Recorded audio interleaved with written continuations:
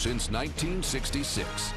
This is NBC4's News Conference with Conan Nolan, Southern California's longest-running public affairs program. On this edition of News Conference, tomorrow night, voters in the prairie state of Iowa will gather in nearly 1,700 gymnasiums, libraries, even some living rooms to cast the first ballots of the 2020 election.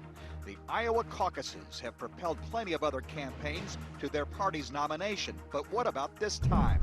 We follow some of the candidates and their surrogates. We talk with former Iowa Governor Tom Vilsack, who defends his state's critical role in the electoral process, with two men who ran presidential campaigns here, Bob Shrum and Mike Murphy of USC's Center for the Political Future.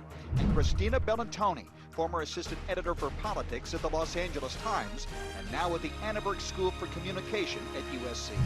Good morning and welcome to News Conference. I'm Conan Nolan, coming to you from Des Moines, Iowa, site of the first vote of the 2020 campaign for president.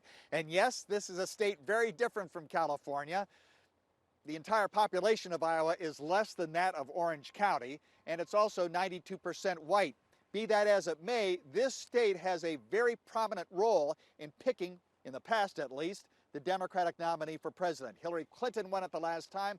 Before that, Barack Obama, John Kerry, and Al Gore.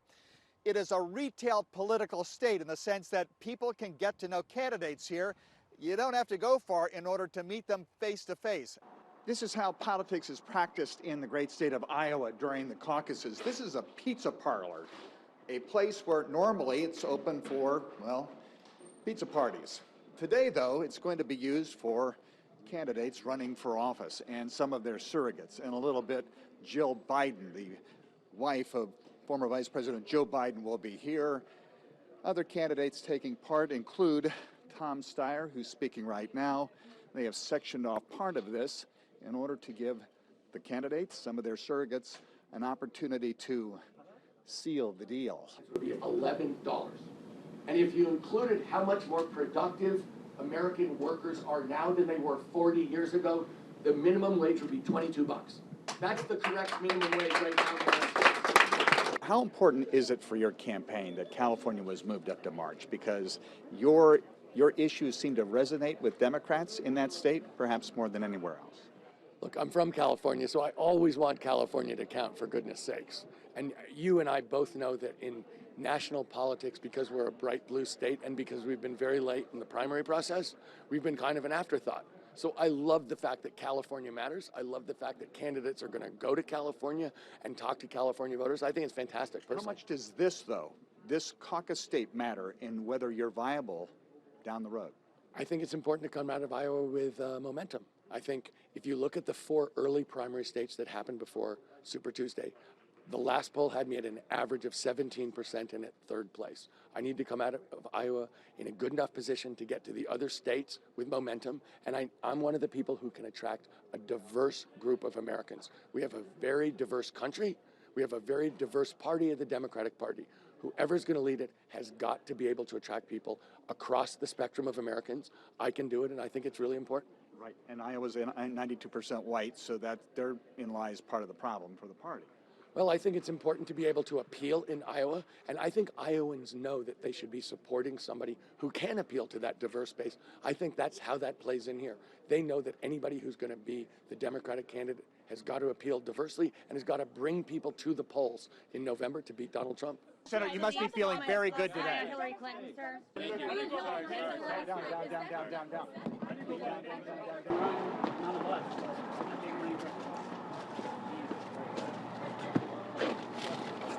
When you look at my husband for president and you look at what he stands for, and it's true, labor has always been the underpinning of everything that Joe has done in all his elections. And so if you want a president who is the gold standard, I hope you'll look at my husband, Joe Biden. Thank you. Is there a frustration at all with individuals like yourself who are supporting the former vice president that so many candidates seem to be running a traditional campaign and not focusing on the issue of electability? Well, I think if you take a look at public opinion polls, if you look at what people in Iowa are concerned about, first and foremost, people in Iowa are practical. They understand and appreciate that you can promise a lot, but you have to be able to show you can deliver, and you have to show that you can get elected. Because if you can't get elected and you can't deliver, your promises are just that, just promises. The good thing about the Biden campaign is that Joe can show that he's the most electable candidate based on state polls in the states that really matter in this process to get to 270, the states that we haven't won in the past that we need to win. He's ahead. He's competitive in states that we've never even campaigned in, Texas, for example. Is that exciting the Democratic Party enough for you to do well Monday night? The passion and the commitment and the conviction for the Democratic Party is not only the excitement and enthusiasm for Joe, but also the fact that I think everybody understands and appreciates we need a change in Washington, D.C. And finally, defend Iowa, because you have some people say this is not a state reflective of the Democratic Party, and some have suggested that you shouldn't earn any longer this role that you have in winnowing out the field. Well, first of all, I think people might be surprised that there's more diversity than they may think in the state. Having said that, obviously we're not the most diverse state in the world, but we are the most experienced state at beginning this process. We are the state that understands and appreciates retail politics. We are the state that understands our job isn't necessarily to pick, quote unquote, the winner. Our job is to basically narrow the field so the rest of the country has fewer choices, but good choices, to begin the vetting process, to begin to ask the tough questions, to begin to catch candidates off guard and see how they respond, to look at candidates on their worst day of the campaign and the best day of the campaign. I think we do an extraordinary job of that. And the reality is that experience really does help educate the rest of the country. And so I think we would want to continue to see experienced hands who take this very seriously. So it's good electoral college politics. It's good in terms of the focus of narrowing down the candidates.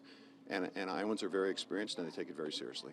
Up next, we handicap this race, possibly coming out of Iowa, talking to Mike Murphy, who ran the John McCain campaign here, and Bob Shrum, who ran Al Gore and John Kerry's campaigns. They're with the Center for the Political Future at USC when News Conference returns from Des Moines, Iowa.